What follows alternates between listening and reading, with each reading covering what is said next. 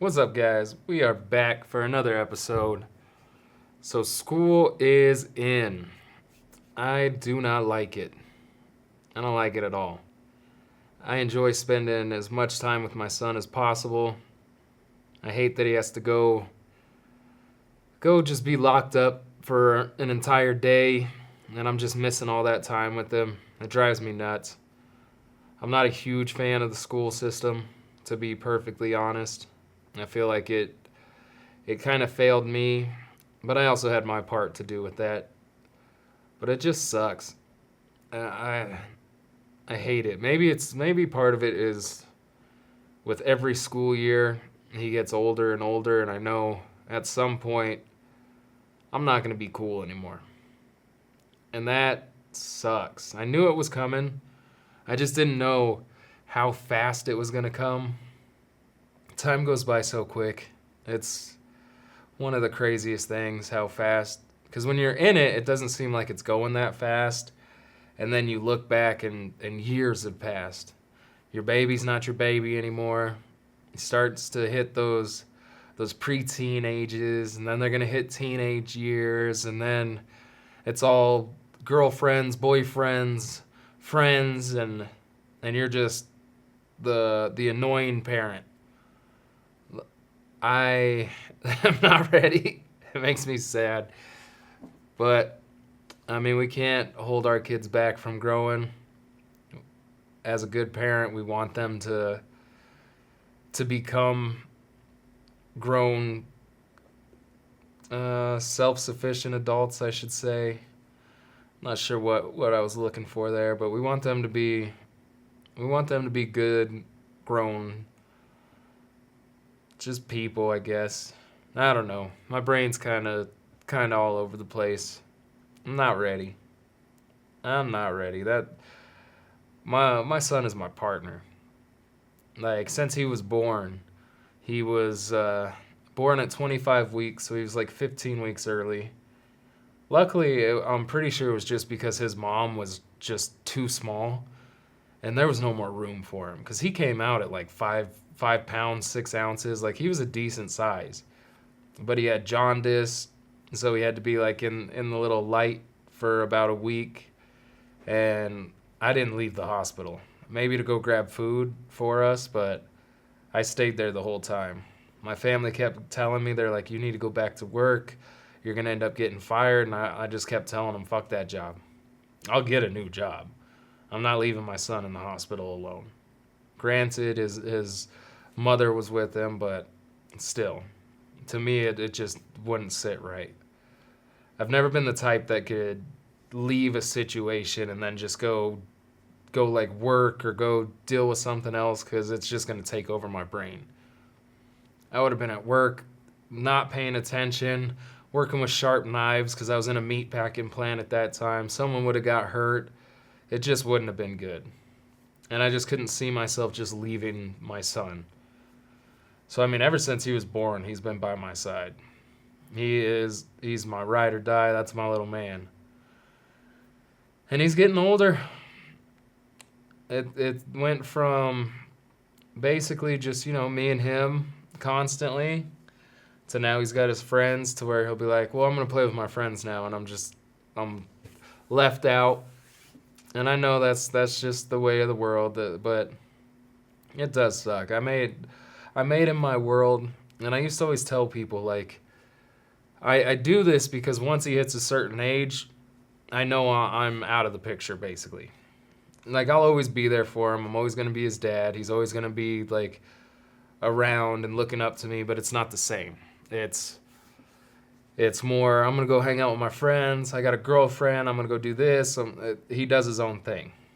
And I had always planned on, when that happens, that's when I'm really going to go after stuff that I want to do. And I used to always be like, nah, once he turns 18, that's it. He's grown. But I don't think I expected it to come so fast or to hit me so hard. It's like, yeah, there's so much I can do, but really I think my favorite thing in the world is just being a dad. It's one of the only things I've been really good at. It's one of the things that I love more than anything. there's been times where I just take off work. Like that's the reason I do the type of work I do, and I don't work for a company, is because I always want to be available for my kid. If his sister was here, it would be the exact same for her. Unfortunately, she's in California, and there's no way for it to be the same. But if she was here, it would be the exact same for her. And I do this because I was like, yeah, once they're grown, that's when I'll do whatever. I'll if I have to go work for a company, or I'm gonna put my full focus into me. And it just always made sense because I feel like I always thought it was just gonna be so far away, like, oh, that time's never gonna come. It's almost like when you're a kid. You remember being a kid and you're like, you never really felt like you were going to become an adult. At least I didn't, especially with the life I was living. I always thought, like, I used to always say, I'll be dead before I'm 25, or I'll be dead before this. And then you become 25 and you're like, oh. And then you're all, well, who knows? It's probably not going to last long. And then you hit 30, and then you hit 35. And the time goes and you just, at least for me, I shouldn't say you just, but it's just like you didn't expect it to come so fast. You don't really expect that period to pass so quickly. And now he's 11.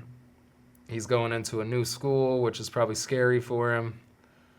He's gonna make new friends. He's finally in a small town to where he's going to be able to go ride his bikes and go hang out and walk around and actually be a kid and be free. So this is the year where it's going to just start going, the shift is going to start happening. And I want him to be ambitious. I want him to be self-reliant, self-sufficient. I want him to be a man, but I'm not ready. I will be. I'll be fine, of course, but it's sad. It's bittersweet, I should say.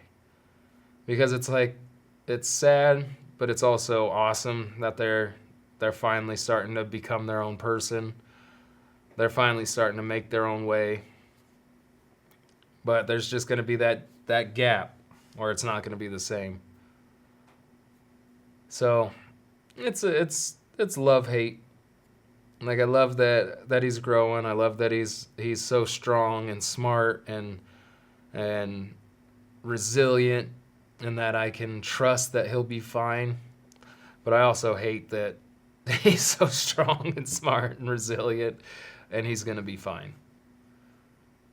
But that's what we raise him for. We raise him to be that. It's like on the previous podcast where my guest told me that our kids are our adult friends for longer than they're our kids. And that just makes so much sense. It's just so crazy. And that's basically what we have to wait for once they hit this age. It is now it's time for them to figure out life, go through some heartbreaks, go through some good friends, some bad friends, learn from pain, learn from mistakes, and start to really mold themselves into adults. Because I know once the adult phase comes, that's when they come back. That's when they're more like, oh, my parents aren't embarrassing. They're my parents. I'm not sure if I'll ever be the embarrassing one, but we'll find out.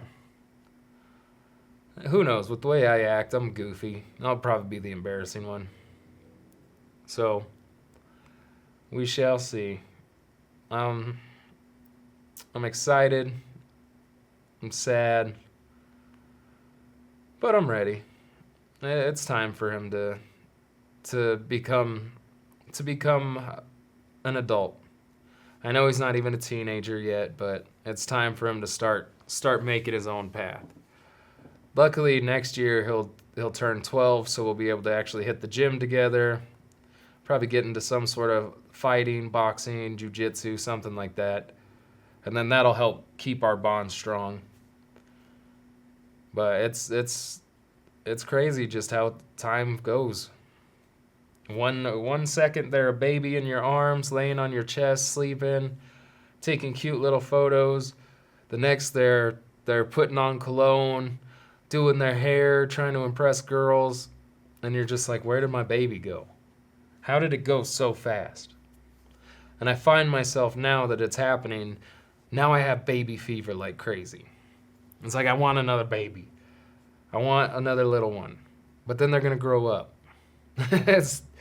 It's like wanting one of those perma puppies.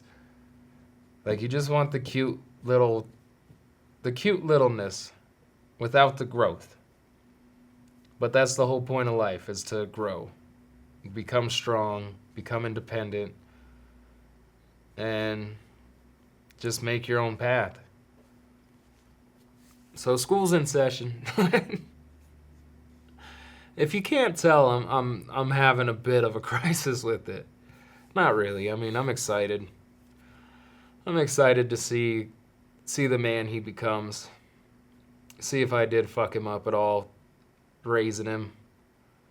Luckily, he's so smart and funny, and he's so different from who I was growing up. I mean, at 11, that's when I started smoking weed. That's when I started drinking. Yeah, I think that's around the time. 6th grade. Yep, 6th grade. I think 6th or 7th.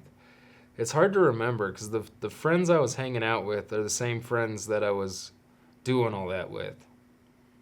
I know in 6th grade, that's when one of my friends started doing he got in trouble. We were supposed to get on a bus for a field trip.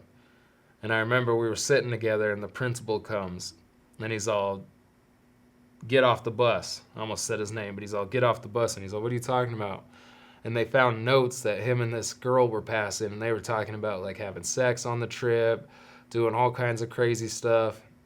And dude, we were young. Thank God I don't think my son's gonna be like that. He doesn't have older brothers pushing him in the wrong direction.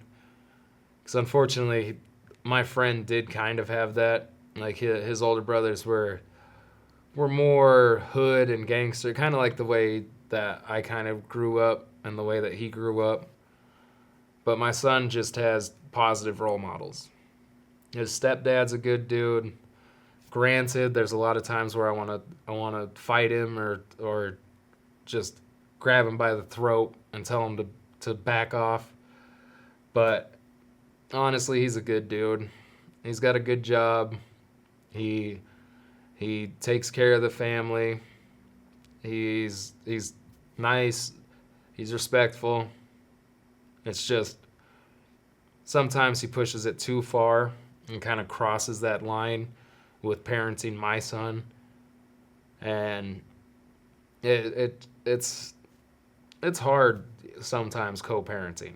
I'm sure if you're someone that co-parents, you understand. Luckily, we're all on the same page. Like, we just want him to be better. She doesn't have to worry. I'm not the type that's like, oh, where's his clothes? I'm not the type that doesn't provide on my end. She provides on her end. Like, it could be so much worse. She could be dating some low-life drug dealer or something, but she's not. She's got someone in the oil field. He's a good dude. He's decent. He was just raised different, and that just sometimes clashes. Doesn't mean that he's bad. Doesn't mean that I hate him. It's just sometimes there are things that I don't agree with that are happening with my son, and I'm very protective, and sometimes I just want to punch someone in the mouth, you know? Unfortunately, that's the way I am. I'm a fighter. I wish that at this age I wasn't so much of a fighter, but I still am. It's not really something that I'm proud of. Not really at all. I wish I didn't talk about it as much. I wish that it wasn't something that was always like part of my repertoire. I wish that I could tone it down a bit, but I don't know. It's just something that's ingrained in me. Like fighting is just something that is one of my go-tos. Could be because growing up I was kind of a pussy, to be honest. Like I would pretend that I wanted to fight, but I didn't want to fight. I was always afraid to lose. I wasn't really afraid to get beat up or anything, but I was afraid to lose. And then all the talk that I had talked and built up and created would just be like shown to be a lie. It would be brought to light that, oh, he's a big baby. Because I used to like say some of the craziest wild stuff. Like I've said in previous podcasts, I was really into gangsters. Like that's who I wanted to be. That's who I aspired to be. So I was always saying some wild stuff like, "What about your family? You think they can't deal with your debts, or, like I'll break your leg." Like I used to walk around with a little mini bat and collect on people. But honestly, it was more of a show to like try to big dog myself up to where people were afraid so that I didn't have to do anything. And then whenever someone wasn't afraid and they tried to like be like, "All right, cool, call me out," I was quick to talk it out. I was always making up some sort. I was very good at getting out of things because I'm smart. Luckily, I'm not saying like I'm a genius or I'm super, but I have some intelligence. So I was a good talker. So I could talk my way out of a lot of things. I could figure out a lot of ways to not have to fight and not have to deal with things. So I think that might be why now that I know how to fight and I know how to protect myself and I know how to do all these things that I was too scared to do when I was a kid, it's kind of like a defense mechanism that comes out. So I think that's a big reason why I am who I am today. And I'm just really glad that my son doesn't have to go through that or build these walls or try to be someone he's not. When he first started, like when he was in like second grade, third grade, he started to go down a similar path to where he was trying to be the tough guy and trying to just be cool to the wrong people, and it was just getting him in trouble. And I had to like sit him down and talk to him and explain to him that people don't like that guy.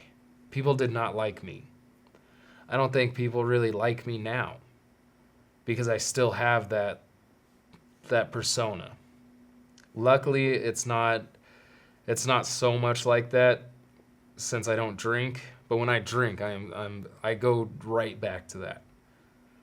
And I'm just glad that he was able to hear me, actually listen and change. And the more he changed, the more he realized that, oh, people do like the nice kid, the respectful kid. I don't have to try to be tough and try to think I'm hard or I'm a badass. Because that's all I did. I had to be a badass. Oh, I'm so strong and so tough. And he's gonna have it a lot better than me. So he's honestly like, we're similar, but he's so much different in all the best ways. So I think he'll be good. I know he's gonna be a good man. He's already showing it. I get told all the time just how great he is. Just how I literally the other day I got stopped while I was working because I'll bring him with me and he'll run around and help me grab stuff. And I got told by someone just how helpful he is and how when they bring their kid that they just don't do the same. They're just on their phone and how he's just a badass. And I get told so much just how great he is. Even on our other podcast, World's Vibe podcast, I get told the exact same thing, just how awesome he is. So he's going to have a completely different life, which is so good because, like I said, I was smoking, I was drinking. I can't imagine him doing those things. I can't. Looking at him And just seeing how young and small and what should be innocent that age is, it blows my mind that I was doing that type of stuff. It is so crazy that I was smoking weed at such a young, small age. It's so crazy that I thought that was so cool. And I was drinking and sneaking out and ditching. And I mean, one time we were at recess in middle school smoking weed.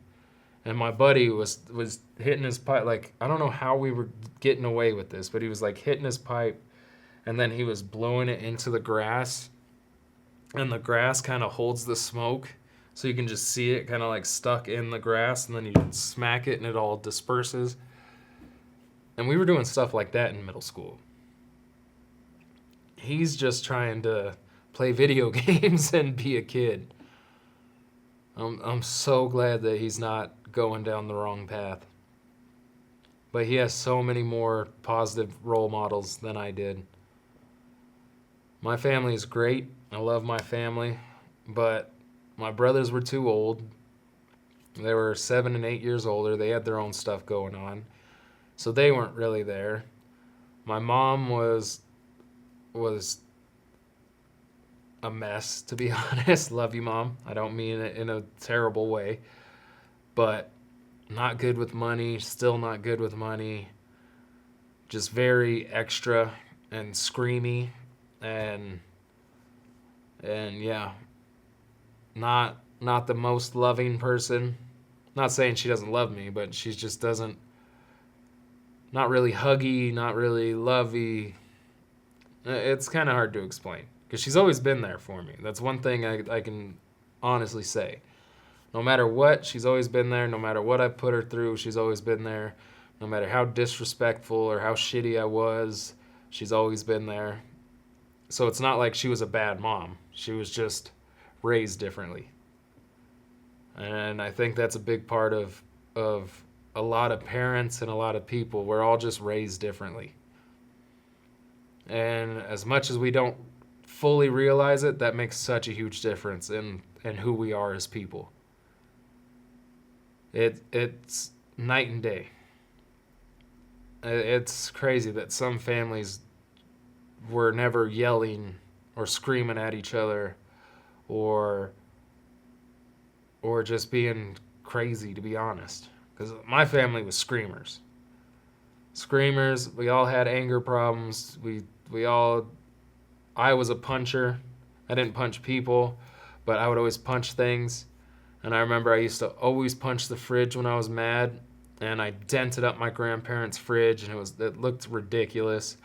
And one day my brother told me, he's like, you only punch the fridge because you're too much of a pussy to punch something hard, and you need to punch something soft.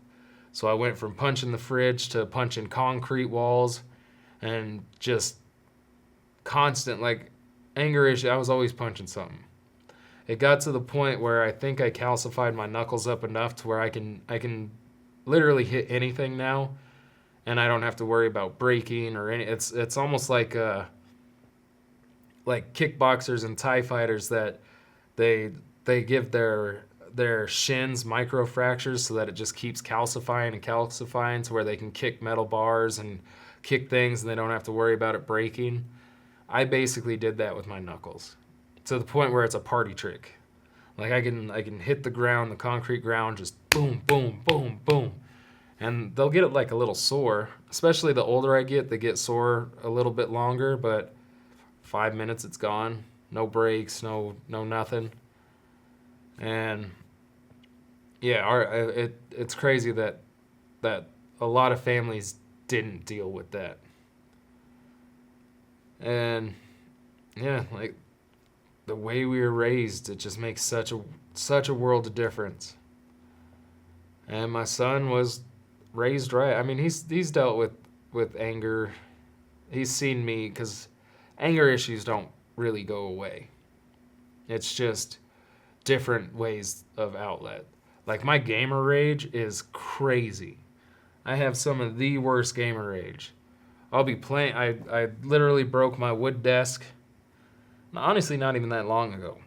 We were playing a game, and I just kept dying and kept dying. and it's solid wood, and I would just hit the drawer. Like, here's the drawer, and I would just boom, boom. And I didn't think it would break because it's solid wood, but eventually that drawer just like folded in on itself and snapped. And like I punched tabletops. I still got crazy anger issues. Again, not something I'm proud of. It's just something that I've lived with forever. I haven't been able to figure out exactly how to solve it. I'm getting better to where I'm like, all right, I'm starting to get really angry. We need to stop playing. I don't know what, I'm so competitive. I take it so seriously. People are like, it's just a game. It's not a game. This is real life. Like, this is real. I don't play to lose. Oh, just spit everywhere. But I don't play to lose. Like, if I'm playing, I'm here to win. And if I'm not winning, it's crazy. It's funny because I watch comedians, and there's a comedian, Dan Soder, and I guess he gets the same way. He'll start punching things if he's losing. Just something about video games for some people. It just makes us snap. So I mean, he's seen rage and he's seen stuff, but nothing like when I was a kid. There's growing up, like with my mom, it was freak out and then pretend like nothing happened.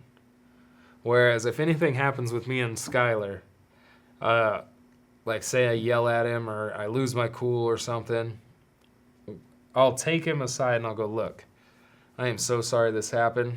I should not have lost my cool like that. It's not okay for me to act like that. It's not okay for me to get mad over something stupid like that. Here's the reason why it happened, but no matter what, it's not okay. And I taught him to say, like, when someone apologizes, is say, it's not okay, but we're all good. Because I don't want him justifying someone's shitty behavior. I don't need him justifying my shitty behavior. I don't need him being like, no, it's okay.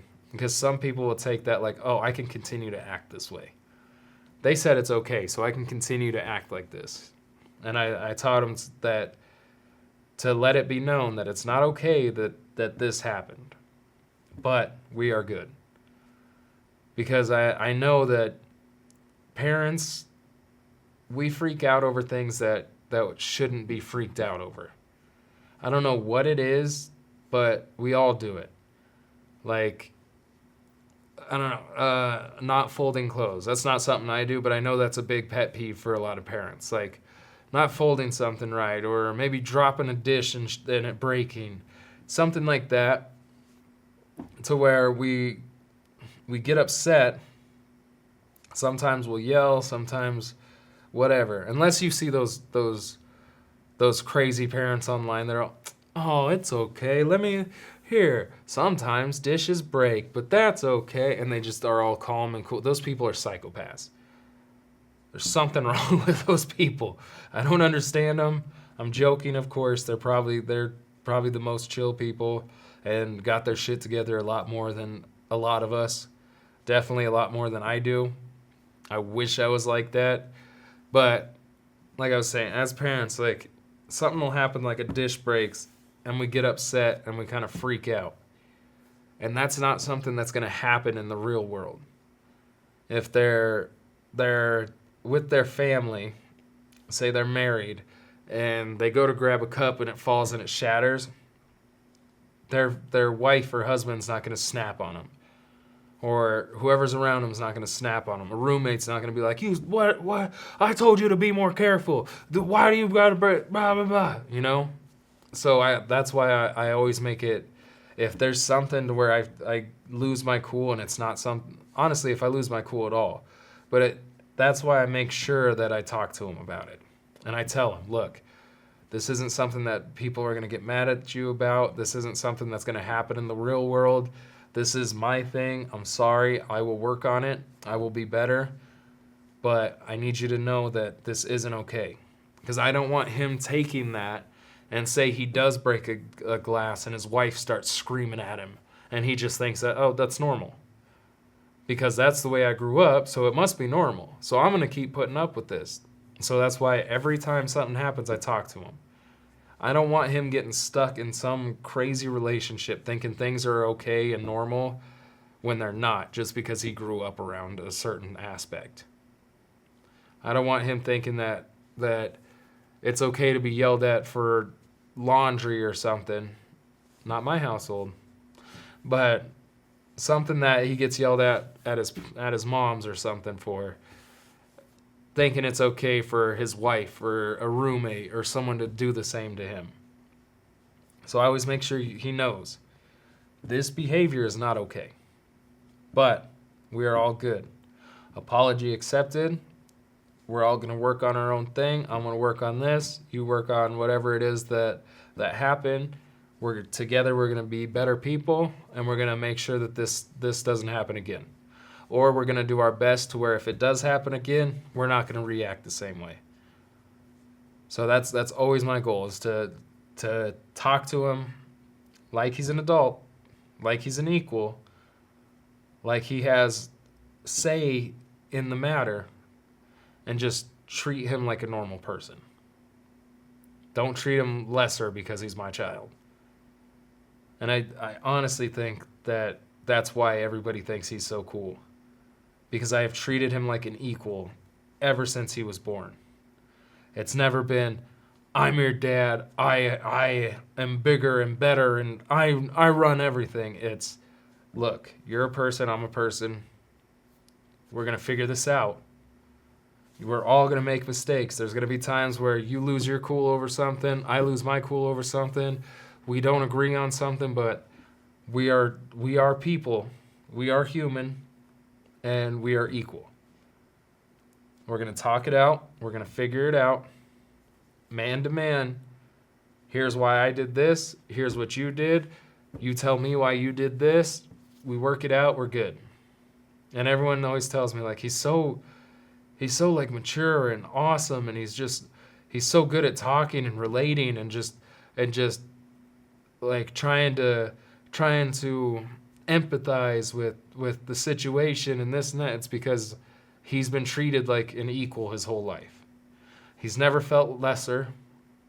He's never felt like, oh, I'm just a kid, I can't do this. I'm just a kid, I shouldn't have any say. I'm just a kid, I shouldn't speak when not spoken to. All that horse shit that these kids get taught, he's never dealt with that. So everyone's just like, dude, he is so awesome. And I 100% I attribute it to that. Treating him like he's an equal. Treating him like he's a person and not just a child. You're a child.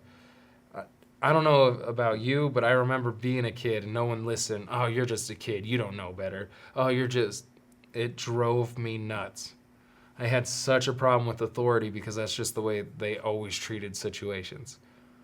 Oh, you just want attention. Oh, you just want this. Oh, blah, blah. Treating you like you're not an equal. I don't know any adult that would tell another adult, oh, you just want attention. You will get punched in your fucking mouth. 100%. There's no question. Like, again, I'm a fighter. I'm so like, you don't treat people like that. So why should we treat our kids like that? Why should we treat a kid? Oh, you just want attention. Yeah, there's just certain things that gets said that honestly would get you punched in your mouth. And I don't want my son having to deal with stuff like that. I don't want him feeling like that. Feeling like, oh, I wish I could hit you, or I wish I was bigger, or I wish something. I want him feeling like I have a say. I am an equal. I'm not just some little kid who doesn't get to speak his mind or who doesn't get listened to. I get to speak. I get my voice heard, and we figure it out. So, yeah, I know he's gonna be such an amazing adult. It's just sad. It's sad, and it's not sad, and it's just, I don't know. Growing up is it's something. I don't even know how to explain it. It's something. And it's just going to keep going and going. Time is a bitch. honestly, time is wild. I know it's all linear. I think that's the word. No, linear is where it's not. I'm not sure what the. I know it's non-linear. It's just stacked on top of each other, whatever that is. And everything's happening at the same time. And really, we've lived the future. We lived the past. It's like a string theory almost. But when you're in it, it definitely feels like something. Yeah, time is something. Uh, but I'm ready. I'm ready for him to grow. I'm ready for him to be a man. Speaking of being a man, God, that was a good segue.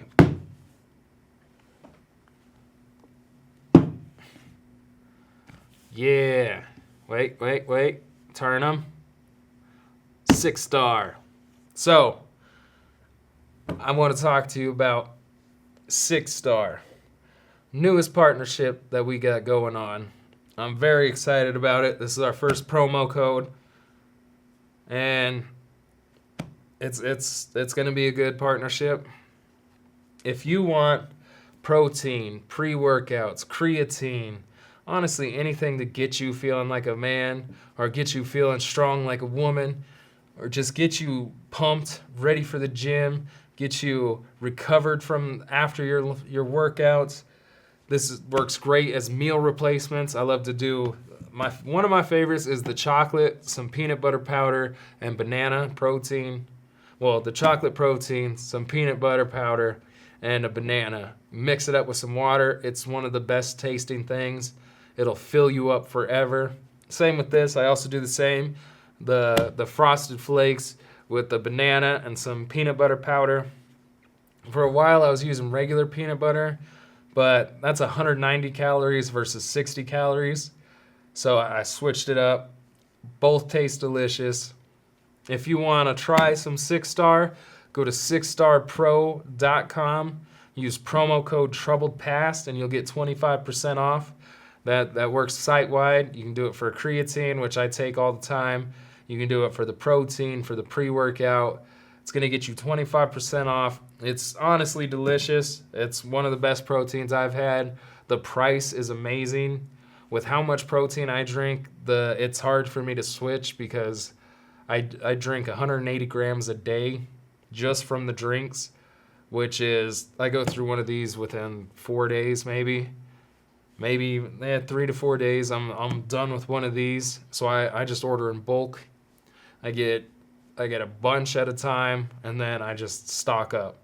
I've got a subscription set up to where it just keeps coming to the house every 2 weeks. But if you want to try 6-star, it's what I use. I can't be like, I'm just promoting this. Like, this is literally what I use. I brought these from my house. Both of them are open and used. I just got the promo code today, started the partnership today. I was like, well, I got to bring them. So I grabbed a couple, grabbed 2 flavors. I got a vanilla ice cream in the car. My hands were just full. I didn't want to grab a third. I figured 2 would work.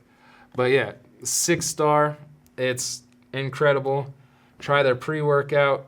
Definitely load up on the creatine.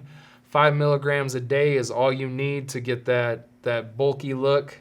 I've been out for a couple days, so I'm deflating fast.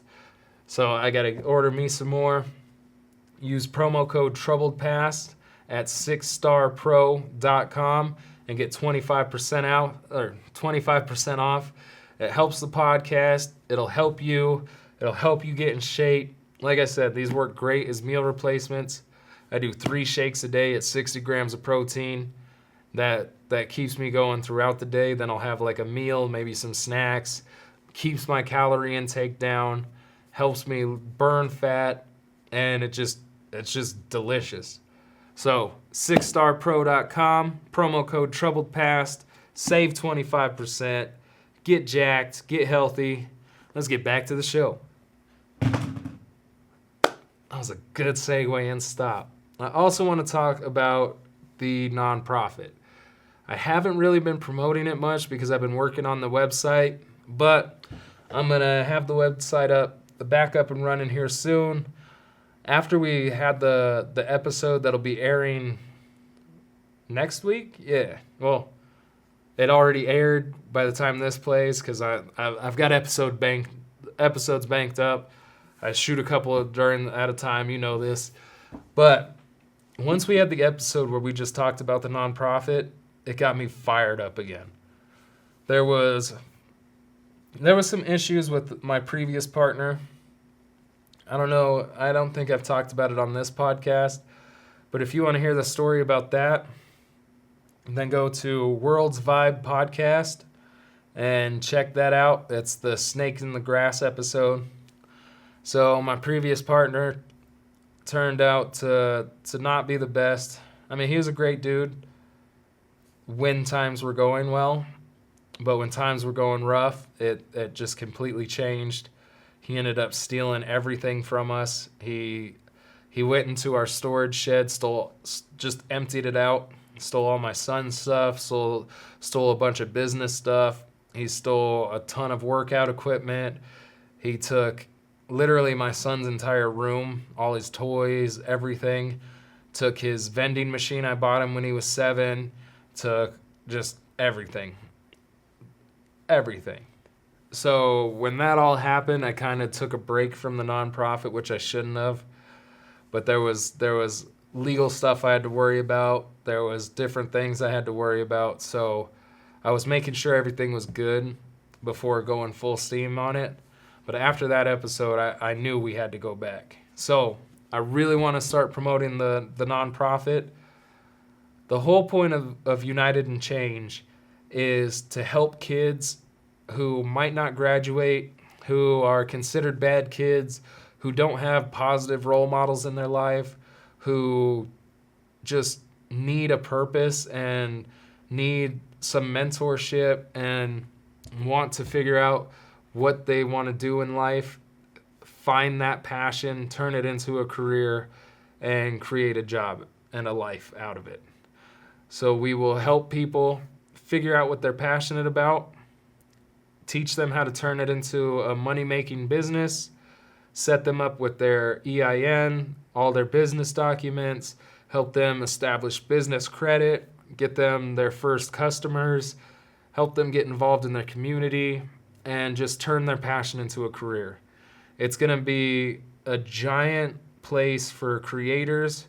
We're going to have a 30,000 square foot event center to where we can do speeches, we can do conferences, we can do concerts. It'll have a full-size MMA area. So it'll have the full-size octagon.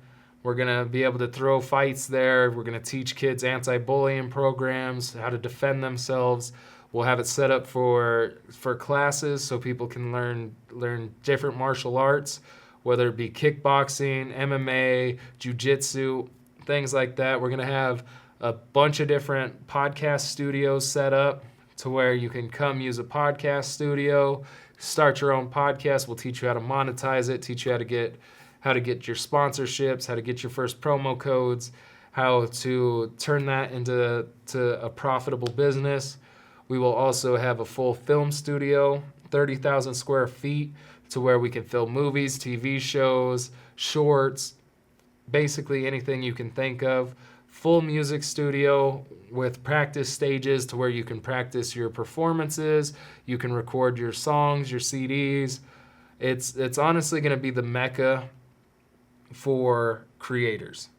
And with all of that, we're going to help students figure out what they're passionate about, turn it into a career, and be able to do what they love. While we're doing all of this, anybody that works with the nonprofit, if they choose to live on campus, will receive free housing. They're going to receive incredible benefit plans, great pay. The whole point is to provide as many people with freedom as possible. So if this sounds like something you want to be a part of, go to unitedinchange.org and contact us, reach out. Let me know what you think, what you'd like to see, any type of programs you would love to see. This is all going to start on 37 acres in Colorado. We've already got the land. It's already paid off. We paid for it in full. So we're going to start building. We're going to raise money for the well, for the electricity, for the first building, and then we're going to break ground, start building, and start creating something for everybody. It's going to be self-sufficient. All the different things like the concerts, the conferences, the MMA stuff, all of that will be used to help pay for it so that it can just continually make money and continue to grow and grow. We'll start with the 37 acres. We'll start buying land all around. We'll start buying land in different cities, different states, and eventually different countries, and we will turn this into something huge. So I'm really excited to get back into this. I'm really excited to show people the dream, what we're working for. So if that's something you want to be a part of, definitely go to unitedandchange.org. Go to United in Change on all platforms. Hit follow, hit subscribe, leave some comments, share it, do all that great stuff. It's definitely going to help out the podcast. And I can't wait to get this going. So we got sponsors. We got things going on. We're growing. We're starting to get bigger. My son's growing. He's starting to get bigger. Like, it all goes full circle, you know? So if you've watched to the end, please follow, like, subscribe, share Troubled Past Podcast with all your friends. Follow on all social medias at Troubled Past Podcast. If you want to reach out, be a guest, anything like that, troubledpastpodcast@gmail.com. Yeah, I love you guys. I appreciate you. Thank you for all your support. Make sure you go to sixstarpro.com. Use promo code TroubledPast so that you can get 25% off all of their amazing products. And yeah, love you guys. I'll see you on the next one.